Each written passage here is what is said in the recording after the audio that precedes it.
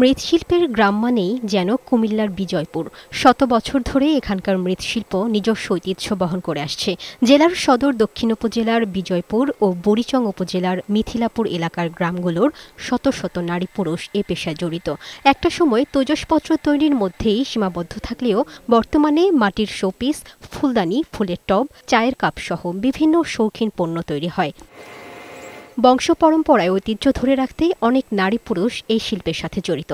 আমরা দাদারা তো করেছি আজ থেকে 100 বছর আগে, তারা তো কোনো পয়সাটা যাবে না। এখন তো আমরা 100 বছরের পরে তো আমরা আছি, আমি 50-60 বছর করি।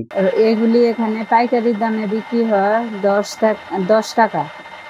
তারপর তারা নিয়ে বিক্রি করে 15 টাকা, 18 টাকা, 20 টাকা, যে যেমন পারে তেমনই বিক্রি করে। আমরা চাই এটা বিশ্বের ভিতরে একটা শ্রেষ্ঠ প্রতিষ্ঠান হিসেবে স্বীকৃতি পাক।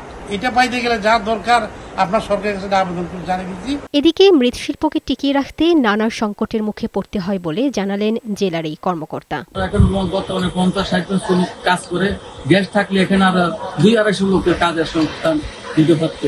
সরকারিভাবে সহজ শর্তের ঋণ আর বাজার ব্যবস্থা সহজ হলে শিল্পটির আরও বেশি প্রসার ঘটতে পারে বলে মনে করেন সংশ্লিষ্টরা। ডেস্ক রিপোর্ট, বৈশাখী সংবাদ।